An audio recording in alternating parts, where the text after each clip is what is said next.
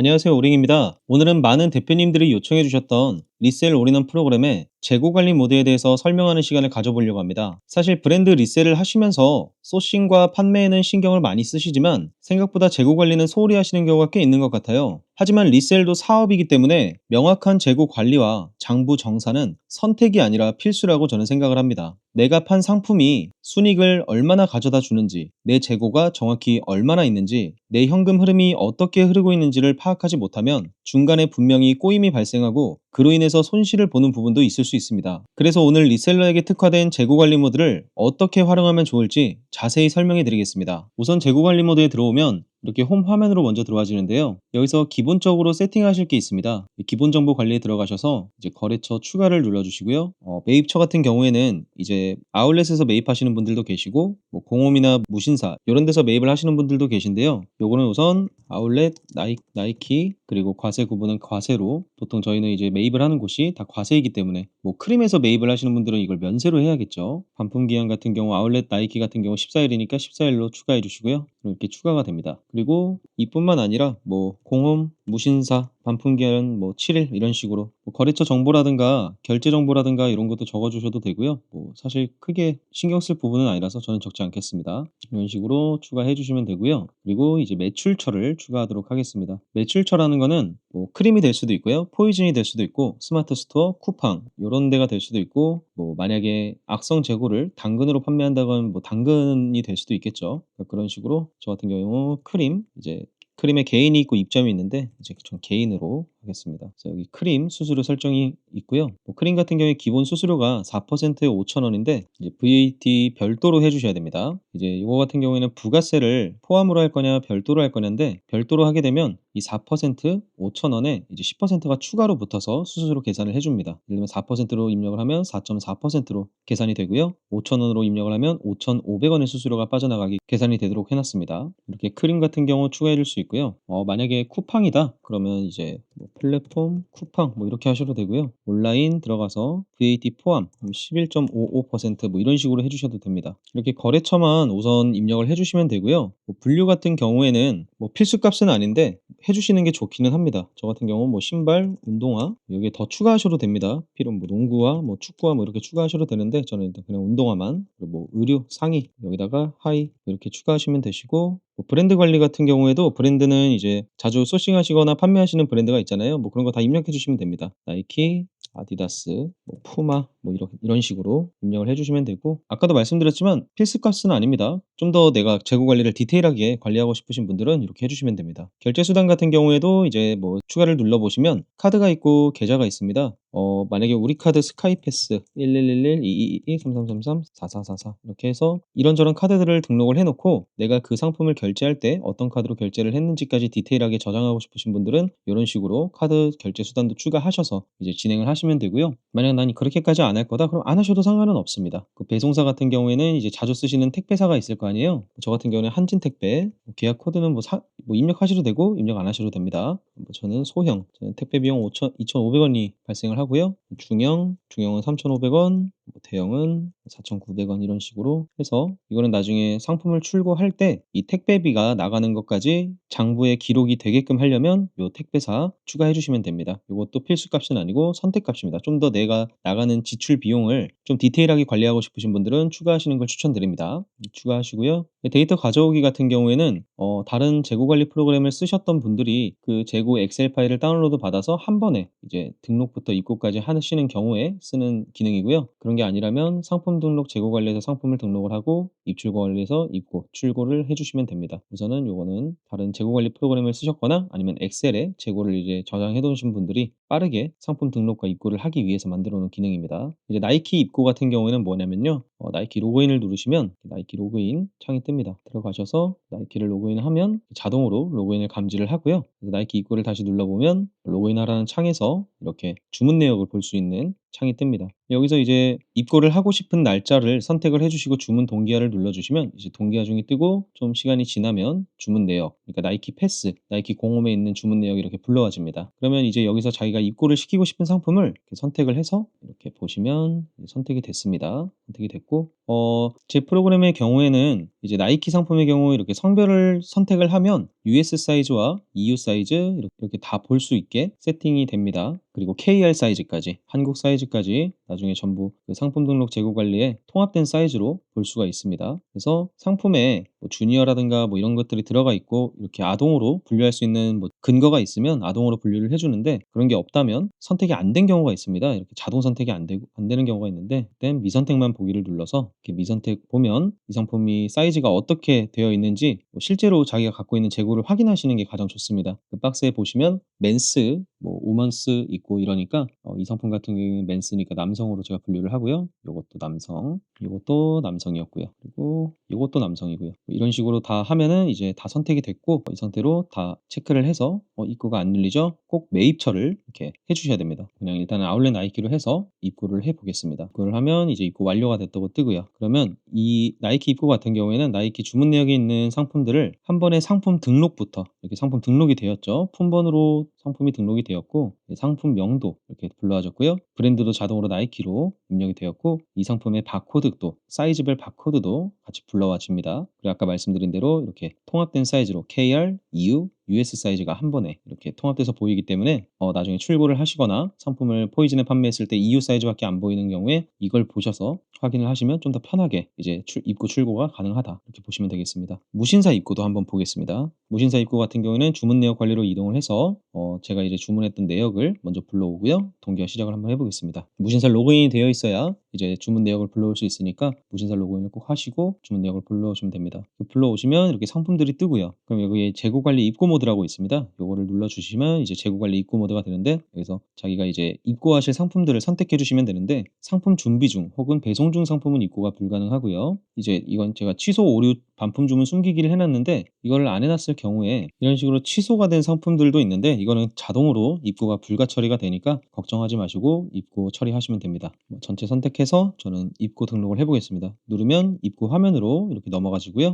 여기서도 이제 공원 무신사 아까 분류를 만들어 놓은 게 있죠. 요거 이제 일괄 분류를 설정할 수도 있지만 뭐 의류도 있고 신발도 있기 때문에 이런 거는 이제 하나씩 선택을 해주시면 됩니다. 같은 품번은 일괄적으로 변경이 되니까 하나만 변경을 하셔도 같이 이렇게 변경이 됩니다. 이것도 성별 남성 이렇게 해주셔도 되고요. 신발, 운동화 뭐 이렇게 해주셔도 되고, 안 해도 상관은 없습니다. 아무튼 이런 식으로 해주시면 최종 입고 등록을 눌러주시면 이 무신사 주문 내역에 있는 상품들도 일괄적으로 입고가 완료가 되고요. 그러면 상품 등록부터 재고까지 한 번에 이렇게 입고가 되는 모습을 볼 수가 있습니다. 이렇게 한 번에 전부 다 입고가 되었습니다. 편하게 상품 재고를 확인하실 수가 있습니다. 그래서 위에 보시면 상품 수가 나오고요. 총 재고 수량이 나오고 추정 재고 가치가 나옵니다. 내가 얼마를 가지고 있는지. 그래서 이 상품 행을 뜯어보시면 일단 기본적으로 최근 매입가가 있고 평균 매입가가 있고 매입가 합계가 있습니다. 최근 매입가 같은 경우에 최근에 내가 얼마에 매입을 했는지 가장 최근에 매입한 가격이 뜨고요. 평균 매입가는 브랜드 상품 특성상 매입가가 그때그때 다르거나 할인에 따라 조금씩 다르잖아요. 같은 걸 사더라도 언제는 75,000원, 언제는 76,000원 뭐 이렇게 사듯이 이렇게 보시면 이 사이즈는 74,000원에 샀는데 이 사이즈는 76,000원에 샀잖아요. 이제 그러면 이걸 통합적으로 수량을 더한 다음에 평균을 낸 가격이 이겁니다. 가지고 있는 모든 재고의 평균 매입가가 하나당 평균 매입가가 이 금액이다, 이렇게 보시면 되겠습니다. 그리고 이렇게 사이즈 행을 눌러보시면 입고일별로 상품 재고가 전부 각각 별개 재고로 가집니다. 예를 들어 하나는 73,000원에 샀지만 하나는 76,000원에 샀습니다. 같은 상품이고 같은 사이즈지만 73,000원에 살 때가 있고 76,000원에 살 때가 있는데, 그거를 명확히 이렇게 상세하게 하나하나 선입선출 방식으로 기록을 해놓기 때문에 이 사이즈를 출고할 때도 73,000원 먼저 출고가 되고 76,000원이 그 다음에 출고가 되고, 이런 식으로 선입선출 방식으로 관리가 되기 때문에 내가 나중에 상품을 출고할 때 이 상품을 내가 73,000원에 샀었나? 아니면 76,000원에 샀었나? 이렇게 헷갈리는 경우가 없다고 보시면 되겠습니다. 그래서 상품 등록은 이런 식으로 하시면 되시고, 사이즈 전체 정렬은 뭐냐면요. 보시면 사이즈가 이런 식으로 이제 순서대로 되어 있지 않은 경우가 있습니다. 255가 위에 있고 225가 아래에 있고 이런 경우 있기 때문에 사이즈 전체 정렬을 눌러주시면 해당 목록에 있는 모든 상품들의 사이즈가 전체 정렬이 됩니다. 순서대로 이렇게 나오는 것이고요. 의류도 적용이 되기 때문에 이렇게 한 번씩 사이즈가 좀 꼬여 있는 것 같다 하면 전체 정렬을 해주시면 이렇게 사이즈가 순서대로 정렬을 되는 것을 보실 수가 있습니다.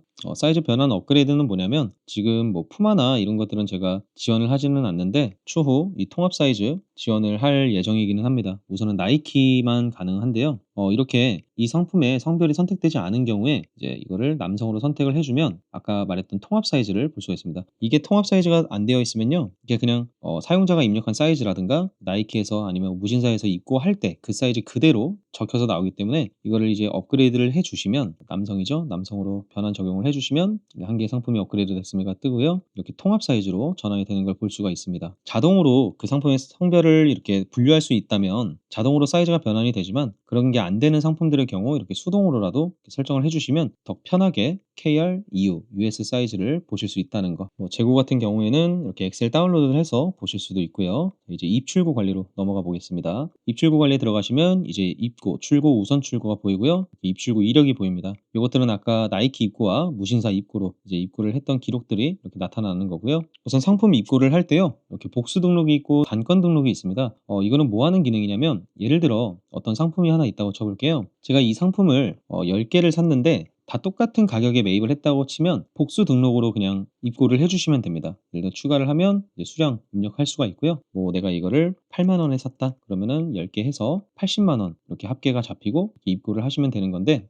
단건 등록으로 선택을 하면 어떤 게 다르냐? 똑같은 상품으로 해볼게요. 라지하고 10개를 하면 이렇게 수량은 한 개로 이렇게 10개가 생깁니다. 이게 왜 이런 식으로 되냐면 어떤 상품을 살 때 같은 상품 같은 사이즈를 10개를 샀지만 요거는 8만 원에 샀고 요거는 8만 5천 원에 샀고 요거는 7만 5천 원에 샀고 이거는 9만 원에 샀고 이런 경우가 있단 말이에요. 같은 상품이고 같은 사이즈지만 그럴 때 이 단건 등록을 통해서 서로 다른 매입가를 입력해 주시면 됩니다. 그래야 아까 제가 말씀드렸던 것처럼 선입선출로 관리가 되기 때문에 이렇게 해주시면 뭐 8만 원짜리가 먼저 빠져나간다거나 7만 5천 원짜리가 먼저 빠져나간다거나 그런 식으로 선입선출식으로 관리하기 위해서 매입가를 좀 더 정확하게 입력하기 위해서 이렇게 단건 등록이란 기능을 만들었습니다. 주문번호는 원하시는 주문번호 있으면 그냥 입력해 주시면 되는데 미입력하면 이제 자동 생성이 되고요. 보통 저 같은 경우에는 주문번호 같은 경우 뭐 영수증 번호를 사용한다던가 뭐 그러는 경우도 있는데 입고 같은 경우는 보통 주문번호를 잘 사용하지 않는 편이긴 합니다. 보통 무신사 입고하면 무신사 주문번호가 뜨고 나이키 입고하면 나이키 주문번호가 다 이렇게 뜨기 때문에 거진 뭐 저 같은 경우에 이렇게 수기로 입고 등록을 하는 경우에는 주문번호를 미입력하는 경우가 많습니다. 그래서 매입처 이거는 필수로 선택을 해 주셔야 되고요. 어디서 샀는지 뭐 결제 수단은 뭐 안 하셔도 되고요. 아무튼 이렇게 해서 등록 완료를 누르면 이 상품이 등록이 되는데 만약에 오늘 산 게 아니라 내가 다른 날에 샀다 그럼 거래일을 선택을 해 주셔서 그 날로 이렇게 매입을 입고를 등록해 주시면 되겠습니다. 이거 등록 완료를 누르면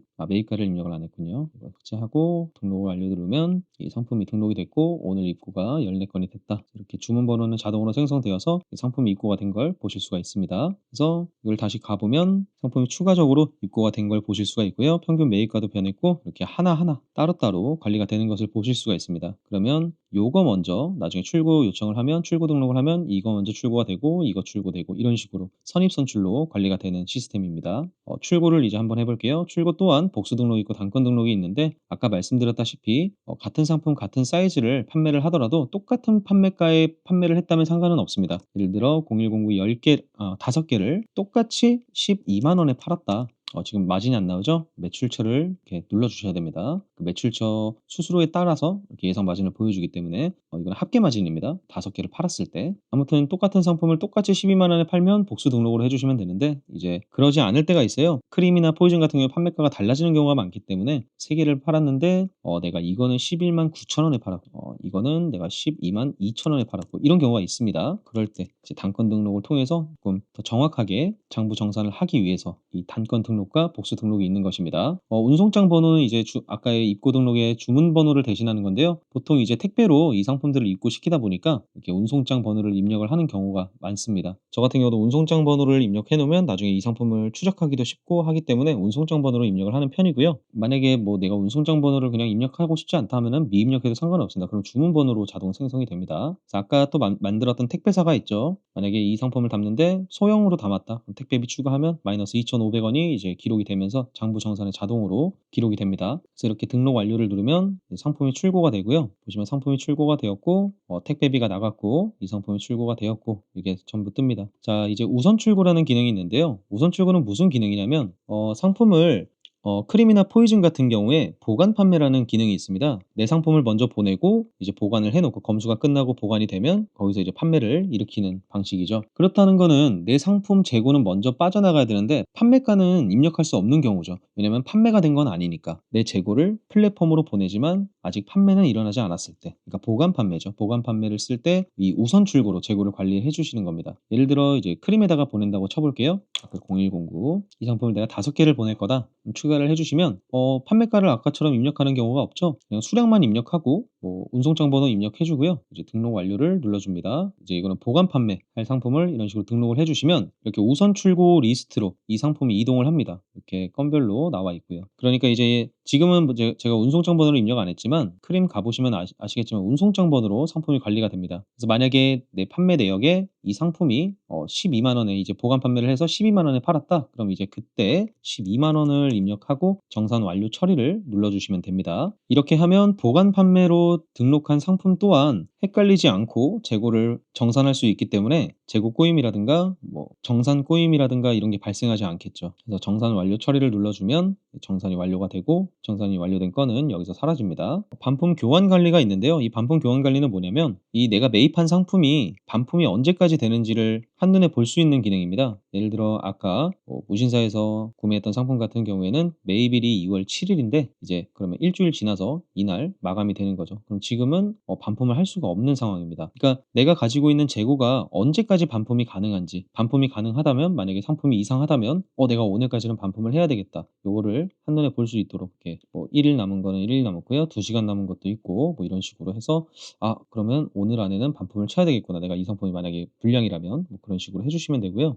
판매 반품 할인 같은 경우에는 그런 경우가 있습니다. 이제 크림에다가 일반 판매로 해서 상품이 판매돼 가지고 판매가를 입력해서 보냈는데 95점 보관 판매로 이렇게 변하는 경우가 있습니다. 그런 경우에 이 상품이 팔렸을 때 나중에 만약에 내가 12만 원에 원래 입력을 해놨는데 95점으로 들어가서 나중에 11만 원에 팔렸다. 그럼 여기서 할인 판매 처리를 10,000원. 그러면 변경 후 가격 11만 원이 나오죠. 그럼 이렇게 하면 내가 12만 원에 원래는 출고를 시켰지만 이 상품이 95점을 맞고 내가 가격을 10,000원 정도 깎아서 팔았구나 이렇게 알 수 있게 할인 적용을 누르면 이 상품이 원래는 12만 원으로 기록이 돼 있었는데 이걸 11만 원으로 바꿔주는 처리 이력 보시면 할인 판매 적용 12만 원에서 11만 원으로 실제 장부 정산에도 이게 적용이 됩니다. 여기 보시면 원래 이게 12만 원이었는데 11만 원으로 바뀐 걸 보실 수가 있습니다. 아무튼 여기서 이제 또 보시면은 반품이 있습니다. 뭐 내가 보냈는데 검수 불합격 맞고 반품되는 경우가 있지 않습니까? 그러면은 내가 이거 반품 받았어. 반품 눌러주시고요. 뭐 크림에서 반품비를 뭐 3,000원 뭐 이런 식으로 택배비를 3,000원 청구를 하면 3,000원 하고 넣으시면 되고요. 반품 처리하면 이 재고가 다시 제 재고 관리로 들어오기 때문에 이거는 내가 보낸 상품이 검수 불합격 맞거나 이럴 때 사용하시면 된다. 확정은 그냥 확정이고요. 뭐 가만히 냅두시면 알아서 나중에 확정이 됩니다. 이제 장부 정산에 들어가 보시면 내가 판 상품의 총 매출 금액과 뭐 수수료는 얼마나 나갔는지 그리고 그 상품을 매입할 때 썼던 금액 그리고 그걸 다 팔고 마진금이 최종 얼마 남았냐 그리고 마진율이 몇 퍼센트냐를 한눈에 볼 수 있는 메뉴입니다. 장부 정산을 내가 직접 기록할 필요 없이 입고 출고만 하면 장부 정산이 다 기록이 되기 때문에 달마다 장부, 매입장, 매출장 뭐 이런 것 전부 기록하고 적고 계산하고 이럴 필요 없이 그냥 내가 이 상품을 매입할 때 얼마에 매입했는지 그거를 입고할 때 잘 입력하고 출고할 때 얼마에 팔았는지만 잘 입력하면 그거를 알아서 계산을 다 때려가지고 매출, 수수료, 매입, 마진금으로 한 번에 보여주기 때문에 장부를 따로 기록할 필요가 없다. 내가 얼마를 벌었는지가 그냥 한눈에 보이는 거죠. 이렇게 그래프 상으로도 볼 수 있기 때문에 내가 매출을 이만큼 냈구나. 매입은 얼마 나갔고 마진은 이만큼 남았구나를 볼 수가 있습니다. 그래서 밑에 보시면 이제 현금 자산 파악이라는 게 있고 실제 정산 금액이 있고요. 실제 매입 금액, 실제 현금 자산이 있습니다. 이거는 뭐냐면 내가 아까 상품을 출고를 해서 판매를 했을 때 그 상품의 매출 그리고 그 상품에 들어간 수수료, 그 상품에 들어간 매입 금액 이것만 딱 계산을 해서 그 상품의 총 순익을 이렇게 보여주는 거지만 이거는 이제 실제 내 돈이 어떻게 흘러가고 있는지를 조금 파악할 수 있는 그런 기능이라고 보시면 됩니다. 예를 들어 내가 이번 달에 실제 정산받는 금액은 86만 원이야. 근데 매입에다가 1,000만 원을 쓴 거죠. 그러면 내가 진짜 들고 있는 자산은 998만 원이라 이겁니다. 아무리 마진금이 나왔어도 내 지금 현금 자산은 이만큼이다. 마이너스가 나고 있다. 그러니까 정산 금액이 많아야 이제 현금 흐름이 더 플러스로 나오겠죠. 매입보다 정산받는 금액이 많을 때. 수기 수입과 수기 지출 같은 경우에는 여기 수기 입력을 통해서 뭐 상품 출고가 아니라 월세라든가 이런 식으로 입력을 하실 수가 있고요. 세금 계산서 뭐 이런 것도 50만 원 이런 식으로 하면 발행 여부에 따라서 공급가액과 부가세액을 자동으로 입력을 해주고요. 이런 식으로 해서 뭐 지출 등록을 해주실 수도 있고, 수입 같은 경우에도 뭐 내가 친구한테 팔았어. 친구한테 판매 DD1391 100 뭐 이런 식으로 친구 거래처 친구 뭐 이렇게 해서 뭐 세금 계산서 애초에 뭐 발행 안 할 테니까 친구한테 뭐 이거 5만 원에 판 거예요. 네, 저장을 해주시면 이렇게 수기 수입이 생기고요. 수기 지출이 생기고 이런 식으로 다른 수입과 지출이 생겼을 때 수기로 입력해서 이렇게 만들 수 있는 기능입니다. 밑에 보시면 이 상품들의 장부 기록들이 전부 뜨는데요. 여기 보시면 공급가액과 부가세액이 이렇게 나옵니다. 지금은 제가 크림 개인으로 다 해놔가지고 부가세액이 다 발생을 하는데, 도대체 이건 어디다 쓰는 거냐? 이 부가세 예상에 가보시면 이렇게 매출세액이 잡혀 있고요. 매입세액이 잡혀 있어서 이때는 환급 88만 원이 환급받는다. 예상 환급 부가세는 88만 원입니다. 그러니까 이제 부가세를 얼마나 납부해야 되는지 혹은 얼마나 환급을 받는지를 한눈에 볼 수 있는 그런 기능이라고 보시면 되겠습니다. 그거를 구하기 위해서 모든 이제 장부에는 공급가액과 부가세액으로 이렇게 계산이 되고요. 만약에 내가 이제 포이즌으로 판매를 한다. 그럼 거래처 추가할 때 여기에 포이즌이 있는데요. 포이즌은 자동으로 이제 면세로 고정이 됩니다. 왜냐면 매출세액이 발생하지 않기 때문에 과세 구분 면세로 이렇게 들어간다고 보시면 됩니다. 뭐 포이즌, 일반. 그래서 이제 포이즌 같은 경우에 수수료가 의류 신발과 자파가 다르기 때문에 의류 신발도 하나 만들어주고, 그러면 이거를 의류 신발로 할게요. 그리고 하나 더 만들어야겠죠. 그러면 포이즌, 자파 이렇게 해서 포이즌으로 해서 자파를 선택해 주시고 추가를 해 주시면 거래처가 두 개가 이제 생성이 되었고, 출고해서 포이즌 의류 신발 해서 뭐 아무거나 그냥 아까 똑같은 거 해가지고요. 15만 원에 판매를 했다고 볼게요.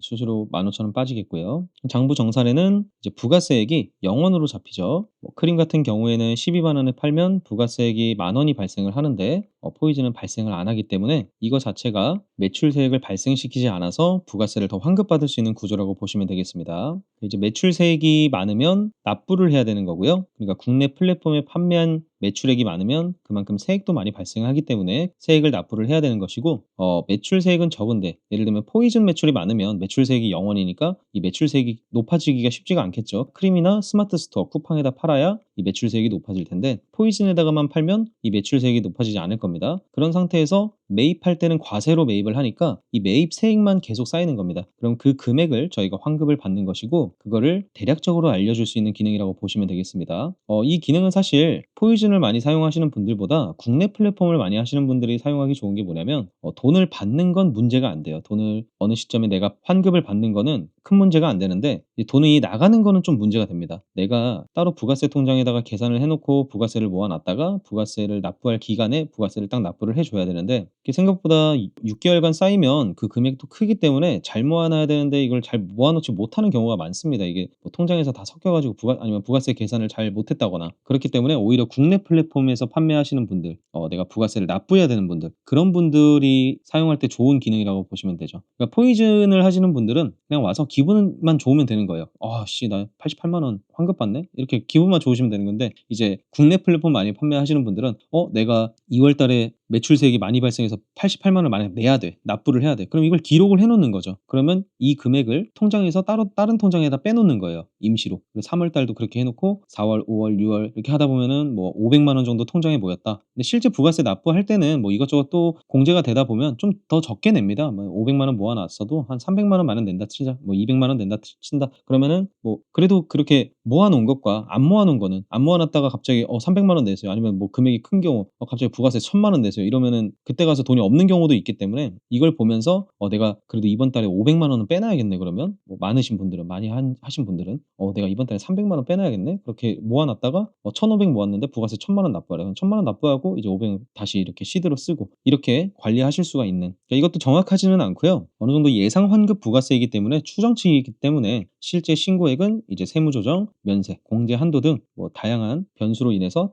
달라질 수 있다는 점, 그거는 참고를 해주셔야 됩니다. 자, 다시 홈화면으로 돌아오면 그냥 이런 홈에서 보여줄 수 있는 기본적인 UI가 있고요. 아무튼 오늘은 이렇게 재고 관리 모드에 대해서 제가 설명하는 시간을 가졌는데 막상 처음 사용하실 때는 조금 어려운 부분이 있으실지 몰라도 계속 사용을 하시다 보면 익숙해지고 하다 보면 생각보다 되게 편하게 사용을 하실 수가 있으실 겁니다. 재고가 엄청 많으신 분들 같은 경우에는 좀 사용하는 게 쉽지 않을 수도 있지만 그래도 꾸준하게 사용을 하다 보면 굉장히 편하게 사용하실 수 있을 거라고 생각을 합니다. 그리고 아까 설명하면서 말씀을 못 드렸지만 바코드도 지원을 하니까 바코드 스캐너가 있으신 분들은 바코드로 상품을 관리하시는 것도 아마 편하게 관리하실 수 있을 거라고 생각을 합니다. 모바일 어플리케이션에서 재고 관리 모드 들어가면 같은 재고를 공유를 하고요. 뭐 모바일에서 입고 출고를 할 수도 있고 여기서 입고 출고를 할 수도 있고 그게 다 반영이 바로바로 됩니다. 이런 식으로 재고 관리를 선입선출 방식으로 하기 때문에 굉장히 편하게 상품을 관리하실 수가 있고 그래서 오늘은 이렇게 재고 관리 모드에 대해서 설명을 드렸고 한 번씩 사용해 보시면서 만약에 뭐 어떤 문제가 있다거나